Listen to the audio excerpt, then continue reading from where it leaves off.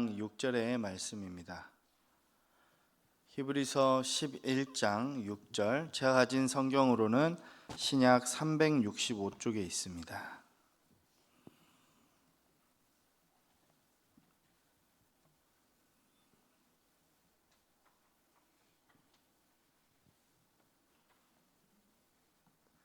다 같이 한 절임으로 한 목소리로 읽도록 하겠습니다. 시작. 믿음이 없이는 하나님을 기쁘시게 하지 못하나니 하나님께 나아가는 자는 반드시 그가 계신 것과 또한 그가 자기를 찾는 자들에게 상 주시는 이심을 믿어야 할지니라. 아멘. 지난 설교를 통해서 저는 계속 기독교의 본질 중에 하나인 구원에 대해서 정리를 했었습니다. 구원에는 총 3가지 단계로 구분해 볼 수 있는데, 칭의, 성화, 영화의 과정으로 구원의 여정 과정을 설명할 수 있었다라고 말씀을 드렸습니다. 그래서 우리는 믿음으로 한 번에 구원이 끝나는 것이 아니라 이제 이것이 장차 영화되어질 때까지, 그러니까 최후에 완성되어질 그 날까지 우리는 그날을 위해서 성화된 삶을 살아야 한다라고 말씀드린 적이 있습니다. 그리고 완성될 그 구원의 날을 소망하며 지금의 삶을 주님께서 기뻐하시게 살아가야 한다라고 구원에 대한 이야기를 말씀드리며 그때 하나님의 말씀을 전했던 기억이 있습니다. 기억나실까요? 네. 주일 오후 예배였습니다. 네. 괜찮습니다. 오늘은 이제 세 번째 주제인, 기독교 에센스 세 번째 주제인 믿음에 관한 내용을 이야기하도록 하겠습니다. 교회 처음 나온 초신자들이 교회 처음 나오면 아마도 그런 말들을 제일 많이 들을 것 같아요. 할렐루야, 아멘. 그렇죠? 많이 하잖아요, 예배 가운데. 또 때로는 믿습니다, 이런 말을 자주 들을 겁니다. 여러분들은 믿는다라고 이렇게 말씀하시고 고백하실 텐데요, 과연 무엇을 어떻게 믿고 계십니까? 오늘 믿음에 대해서 말씀을 드리면서 말씀 가운데 성경이 말하는 믿음은 무엇인지 한번 잘 들으시고 다시금 마음속에 결단하는 그런 귀한 시간 되시기를 소망합니다. 믿는다라고 하는 이 말, 이 믿음에 대한 정의를 나누기 전에요, 가지치기 방식으로 무엇이 참 믿음이 아닌지 먼저 살펴보면서 축약해가면 좋을 것 같습니다. 첫 번째로 믿음이 아닌 것 중 하나가 나는 나를 믿는다 라는 내용이 있겠습니다. 이런 믿음은 맹목적이거나 긍정적인 사고방식일 수도 있겠습니다. 세상의 많은 문제들은 자기의 한계를 모르는 이런 부류의 사람들 때문에 생겨나기도 합니다. 대화 중에 이런 분들이 있죠. 난 문제가 없어. 세상에 노력해서 안 되는 일이 어디 있냐. 내 사전에 불가능은 없다 라고 말씀하시는 그런 자수성가형 사람들이 있습니다. 근데 진짜 맹목적인 사고방식은 굉장히 위험합니다.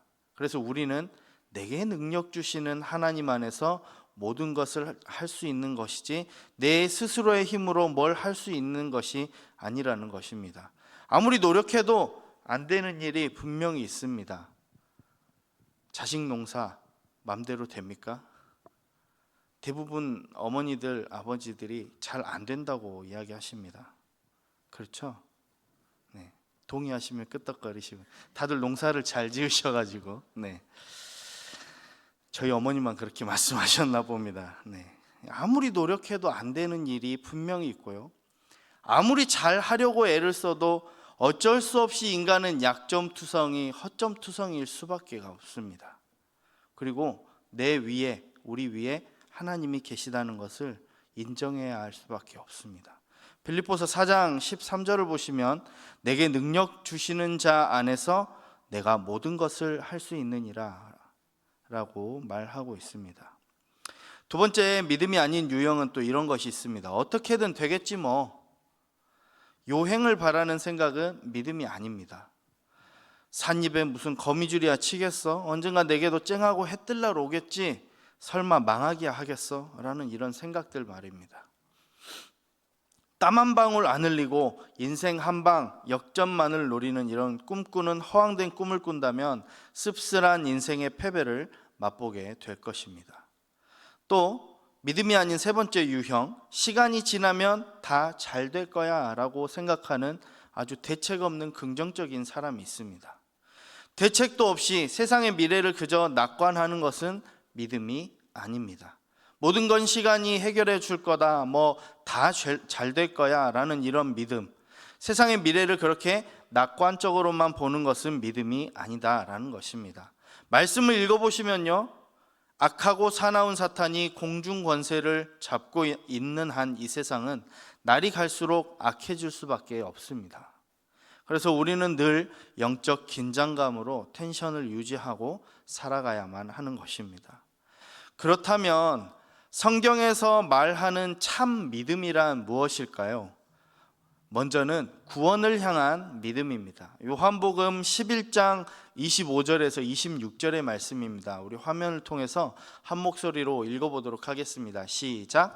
예수께서 이르시되 나는 부활이요 생명이니 나를 믿는 자는 죽어도 살겠고 무릇 살아서 나를 믿는 자는 영원히 죽지 아니하리니 이것을 네가 믿느냐. 아멘. 예수께서 이르시되 나는 부활이요 생명이니 나를 믿는 자는 죽어도 살겠고 무릇 살아서 나를 믿는 자는 영원히 죽지 아니하리니 뭐라고요? 이것을 네가 믿느냐라고 말씀하고 있습니다. 그러니까 성경이 말하는 믿음의 첫 번째 정의는 구원의 열쇠입니다. 예수님을 믿는다라는 것은 주님의 십자가 복음을 확실하게 알고 믿는다라는 것인데요, 단지 우리 몸만 이 교회에 있다고 해서 천국에 갈 것이다 라고 생각하면 큰 오산입니다.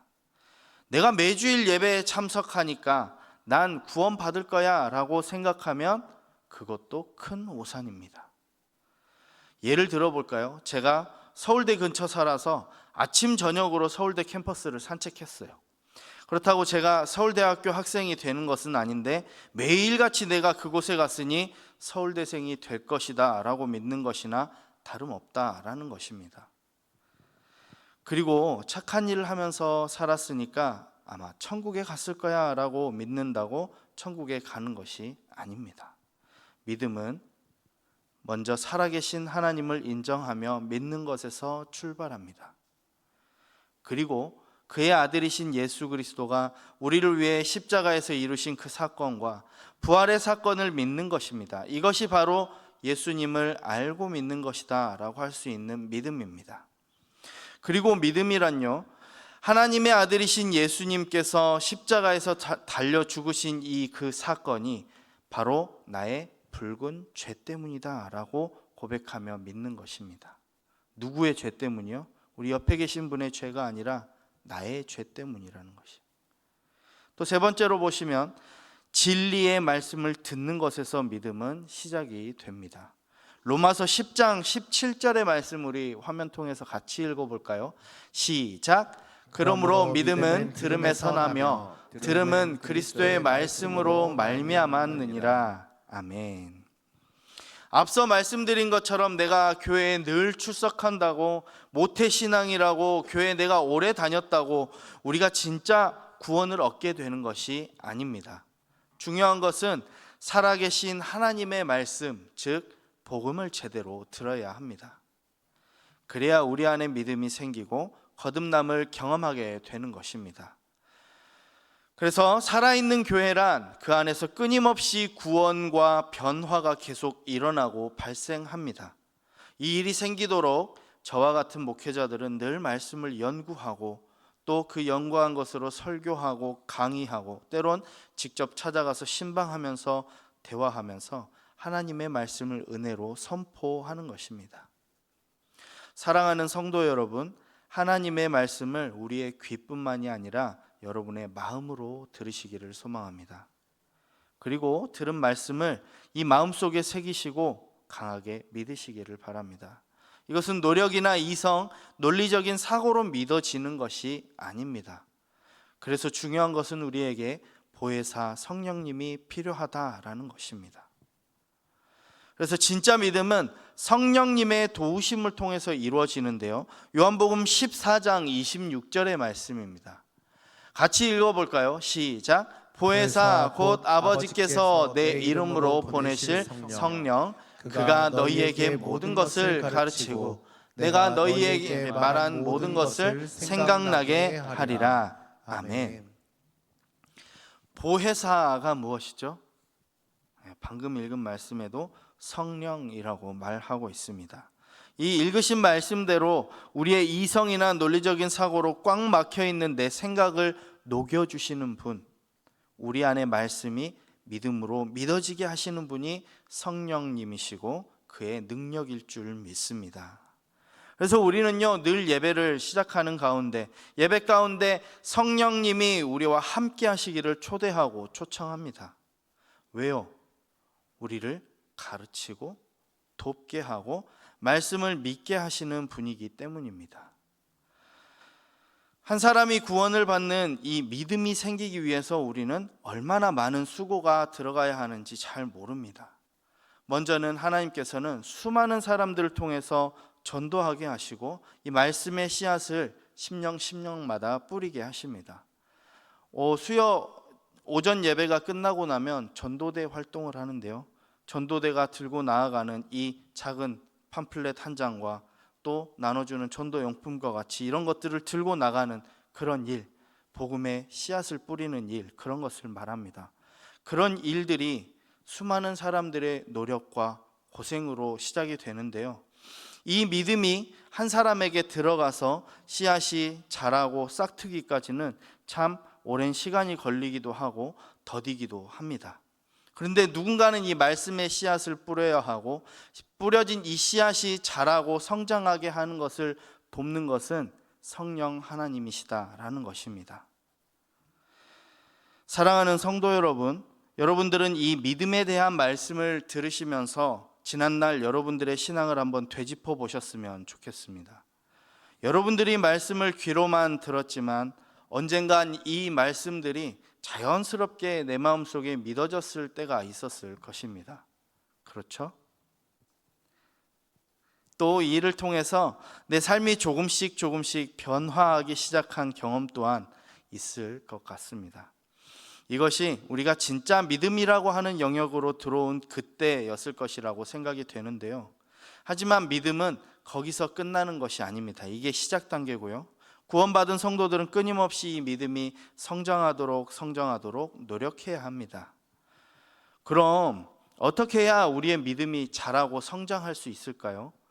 앞서 말한 것처럼 이 믿음이 구원을 향한 가장 첫 시작, 열쇠였다라고 하면은 이제 구체적으로 우리가 어떻게 잘 믿고 이 믿음이 나에게 체질화시키고 생활화시키냐라는 것이 우리의 믿음의 성장을 이루는 키포인트로 볼 수 있습니다. 그래서 첫 번째로 보면 우리는 하나님의 성품대로 믿어야 할 줄 믿습니다. 무슨 말씀이냐면, 하나님의 자녀라고 해서도요, 나의 감정을 앞세우거나 내 욕심에 사로잡혀서 하나님을 믿는다라고 하면 이것은 하나님의 성품과는 위배되는 것입니다. 일례로 예수님과 함께 다니시던 제자들이 예수님께서 전하셨던 이 복음을 그 마을이 듣지 않자 그 마을을 저주하는 일이 있습니다. 그러나 예수님께서는 되려 이 제자들을 꾸짖고 다른 마을로 데리고 가십니다. 왜요? 사랑의 하나님, 오래 참으시는 하나님의 성품과는 위배되는 이 제자들의 믿음이었고 행동이었기 때문입니다. 그러므로 믿는 자 되는 우리는 하나님의 성품을 잘 기억하시고 우리의 믿음의 방향을 잘 가지시기를 바랍니다. 또 하나님의 말씀은 있는 내용 그대로 온전히 믿으셨으면 좋겠습니다. 하나님의 말씀을 전체적으로 보지 않고 그 맥을 잘못 짚어서 말씀을 오해할 때가 있는데요, 요한복음 15장 7절입니다. 화면을 통해서 보시면서 한번 집중해 보세요. 너희가 내 안에 거하고 내 말이 너희 안에 거하면 무엇이든지 원하는 대로 구하라, 그리하면 이루리라. 아멘. 그대로 한번 띄워봐 주세요. 여러분들은 이 말씀 보시면서 어느 문단에, 어느 부분에 가장 눈길이 먼저 가시죠? 자꾸 물어보냐는 표정으로 쳐다보시는데 마음속으로 생각하셨을 거예요. 무엇이든지 원하는 대로 구하라 그리하면 이루리라. 목사님 저도 그 구절에 먼저 눈길이 가요. 하지만 그것보다 이전에 하나님의 말씀대로 순종하며 사는 인생, 즉 내 안에 예수님을 모시고 늘 예수님과 친밀하게 교제하고 하나님의 음성에 민감하게 사는 사람이라는 이런 전제 조건, 뭐라고요? 너희가 내 안에 거하고 내 말이 너희 안에 거하면 이라는 내용으로 붙고 있습니다. 그리고 그런 사람에게는 무엇이든지 구하면 주시겠다라고 하신 그 말씀이죠. 근데 우리가 말씀을 오해하는 이유가 무엇이냐? 나의 필요에 따라 하나님의 말씀을 편집하기 때문입니다. 이렇게 물어볼 수도 있어요. 아니 왜요 목사님? 그렇게 살면 어쨌든 원하는 거 하나님이 주신다잖아요 라고 되물으실 수 있는데요, 한번 생각해 보십시다. 늘 하나님과 친밀한 교제를 나누고 하나님과 가까이 하며 하나님 말씀에 순종하고 하나님의 음성에 예민하게 반응하는 사람이 기도하는 가운데 하나님 좋은 차 좀 타게 해주세요, 하나님 이번에 몇 억짜리 집 좀 살 수 있게 돈 좀 많이 들어오게 좀 해주세요, 이번엔 좀 대박 좀 나게 해주세요 라고 기도하겠습니까? 저는 아니라고 생각합니다. 내 주위에 하나님을 알지 못해서 죽어가는 저분 제발 전도하게 지혜와 힘 좀 주세요, 하나님 우리 목장에 아파서 신음하는 저 성도님 제발 좀 고쳐주세요, 회복시켜주세요 라고 기도하는 사람이지 않을까요? 믿음은요 절대 맹목적이지 않습니다. 그리고 추상적이거나 이기적이지 않습니다. 하나님을 믿는 믿음이란 아주 구체적이고 실제적인 것입니다. 믿음의 사람은 하나님의 말씀이 내 삶에 실제로 이루어질 것을 인식하고 살아가는 사람입니다. 그렇게 우리는 늘 말씀으로 충만하게 살아야 합니다. 그리고 이 말씀을 믿는 믿음이 온전히 우리 하나님께로만 향하며 그렇게 살아가는 사람입니다. 땅의 것, 나의 것을 향해서 우리의 이익과 편리를 위해서 우리의 그런 믿음이 향해서는 안 된다라는 것입니다. 더불어서 저희들이 추구해야 할 믿음은 의심하지 않는 큰 믿음입니다. 예수님께서는 믿음이 작은 자여 왜 의심하느냐라고 자신의 제자 베드로를 꾸짖었습니다. 언제였죠? 무슨 일이었죠? 주님이 물 위에 서서 베드로에게 그냥 걸어오라고 명하셨어요.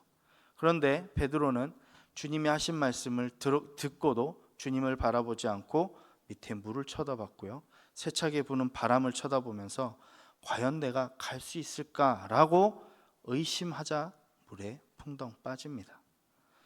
그에 반해서 복음서에 나타나는 큰 믿음은 무엇일까요? 백부장의 믿음일 것 같습니다. 자신의 하인이 죽어감을 너무 불쌍히 여겨서 예수님을 찾아가 이 백부장이 간구하기를 주님 그저 말씀만 하셔서 내 하인을 낫게 하옵소서 라고 말하죠. 이렇게 말하자 예수님께서 백부장을 뭐라고 칭찬하나요? 내가 이스라엘 중에서도 이만한 믿음을 만나보지 못했다라고 이 백부장을 칭찬하십니다. 사랑하는 성도 여러분, 바라기는 이 백부장의 믿음이 여러분들의 믿음이 되시기를 간절히 소망합니다.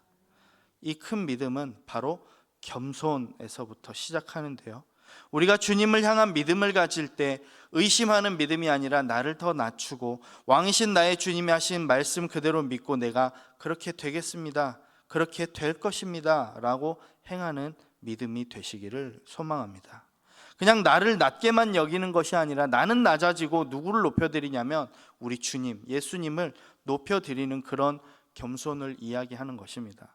그리고 말씀하시는 주님을 믿되 의심하지 않는 그런 믿음으로 그 어떤 일도 능치 못할 것이 없는 그런 주님이 주신 믿음을 가지고 이성으로나 판단으로나 전혀 납득하지 않을 만한 초자연적인 일임에도 불구하고 우리는 그것을 믿어야 할 줄 믿습니다. 방금 나눈 백부장의 믿음이 그러한 믿음이지 않겠습니까? 또한 여러분들에게는 순수한 믿음이 있으셨으면 좋겠습니다. 야고보서 1장 6절에서 7절 말씀입니다. 오직 믿음으로 구하고 조금도 의심하지 말라. 의심하는 자는 마치 바람에 밀려 요동하는 바다 물결 같으니 이런 사람은 무엇이든지 주께 얻기를 생각하지 말라. 우리가 의심하지 않고 하나님을 바라며 주신 말씀을 마음속에 잘 간직하시기를 소망합니다. 그럴 때 우리 주님께서 우리의 삶을 주관하시어 이끄시고 주님의 일을 행하실 것입니다. 여러분들이 의심 없는 믿음으로 나아가실 때 백부장의 하인이 나았던 그 기적이 우리의 삶에, 여러분들의 삶에도 이루어질 줄 믿습니다. 믿음으로 100세의 아들을 얻었던 아브라함의 놀라운 기적의 사건이 여러분의 삶에 일어날 줄 믿습니다. 도저히 내 힘으로 내 능으로는 정복할 수 없을 것 같던 가나안 땅을 주셨던 그 것처럼 우리의 믿음으로 하나님께서 허락해 주실 줄 믿습니다. 오늘 본문 말씀이었죠. 히브리서 11장 6절을 함께 읽겠습니다. 시작. 믿음이 없이는 하나님을 기쁘시게 하지 못하나니 하나님께 나아가는 자는 반드시 그가 계신 것과 또한 그가 자기를 찾는 자들에게 상 주시는 이심을 믿어야 할지니라. 아멘. 함께 본 히브리서 11장 말씀은요, 믿음장으로 유명합니다. 들어보셨죠? 이 믿음장에는요, 믿음에 관한 정수와 같은 말씀이 담겨 있고 또 믿음으로 하나님을 기쁘시게 했던 믿음의 선조들의 이야기가 담겨 있습니다. 사랑하는 성도 여러분, 하나님을 기쁘시게 하는 믿음을 가진 주의 자녀들이 되길 간절히 소망합니다. 믿음으로 하나님 앞에 나아가셔서 믿음으로 살아계신 하나님께 칭찬받는 여러분들이 다 되시기를 소망합니다. 그리고 한 가지 더 바라는 것은요, 우리가 믿음으로 잘 우리의 신앙을 무장해서 오늘 또 복음을 모르고 구원받지 못해 죽어가는 세상의 많은 영혼들을 위해 뜨겁게 기도하고 복음 전하는 일에 더욱더 애쓰셨으면 좋겠습니다. 나를 살리신 하나님의 그 사랑이 저 영혼들을 살려주시기를, 세상에 없어질 것을 바라며 살았던 허무했던 내 인생을 하나님을 만나고 역전되었다라는 이 사실을 저 사람들에게 간증할 수 있기를, 믿음의 그 전도하는 도구로 삼아 주시기를 간절히 소망합니다. 그렇게 된다면 오늘 또 우리와 우리의 믿음을 통해 하나님의 나라가 조금씩 확장되어질 것이고 또 하나님의 나라가 이 땅 가운데 이루어지는 그날이 한 발짝 더 다가오게 될 것입니다. 이제 우리 이 찬양으로 말씀을 결단하면 좋겠습니다. 오소서 진리의 성령님이라는 찬양인데요, 말씀을 생각하시고 또 이 가사를 생각하시며 우리의 마음을 하나님께 올려드리도록 하겠습니다.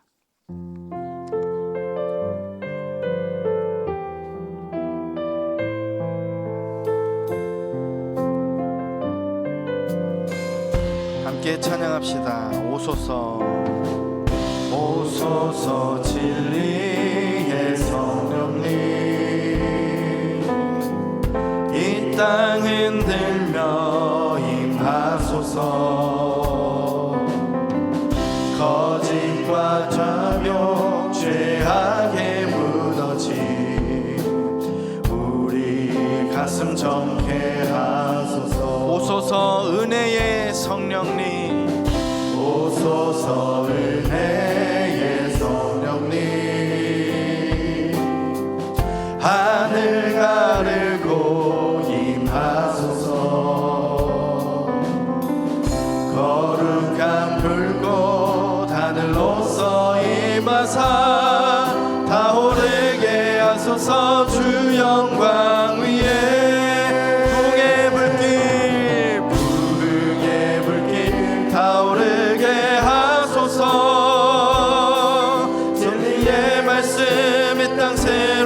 하소서. 은혜의 강물 흐르게 하소서. 성령의 바람 이 땅 가득 불어와 흰옷 입은 주의 순결한 백성, 주의 영광 위에 이제 일어나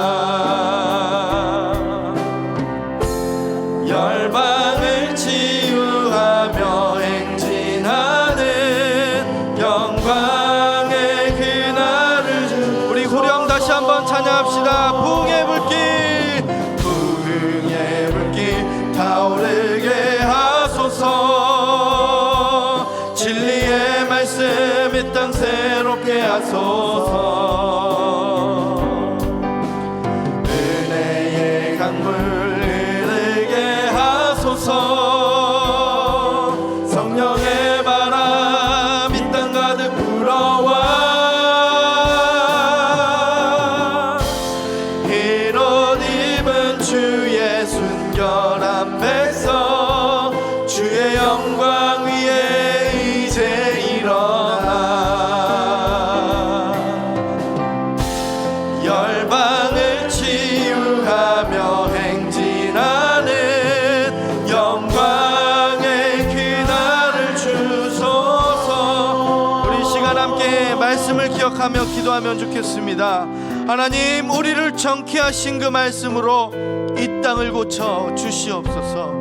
여전히 주님을 알지 못하는 세상의 모든 사람들을 위해 믿음으로 우리를 강하게 무장시켜 주시옵시고, 주님께서 은혜를 베풀어 주시사 세상을 향해 나아가는 저희들 되도록 주님 은혜를 베풀어 주시옵소서. 의심하는 믿음이 아니라 백부장과 같은 커다란 믿음, 순수한 믿음을 우리에게도 허락하여 달라고 이 시간 다 함께 주의 이름 한번 크게 외치고 다 함께 통성으로 기도하겠습니다. 주여,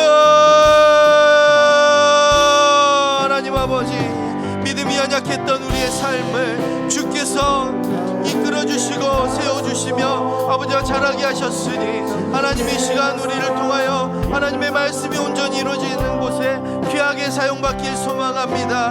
하나님, 우리를 정케 하셨던 그 말씀으로 아버지 이 시간 오셔서 이 땅을 고치시고 회복시켜 주시옵소서. 여전히 주님을 알지 못하는 저 죽어가는 사람들을 위하여 하나님 우리를 사용하여 주시옵시고, 아버지와 복음을 전하는 전도의 귀한 도구로 삼아 주시옵소서. 우리 그러기 위해 우리에게 믿음을 강하게 허락하여 주시옵시고, 하나님과 동행하며 살아가며 늘 주의 음성을 듣는 귀한 성도들 되도록 우리를 붙드시고 사용하여 주시옵소서. 하나님, 의심하는 믿음이 아니라 아버지의 그런 주신 말씀을 믿고 백부장과 같은 믿음을 허락하여 주시사 주님을 바라보며 커다란 믿음으로, 순수한 믿음으로 살아가는 저희들의 삶이 되도록 주여 역사하여 주시고 붙들어 주시옵소서.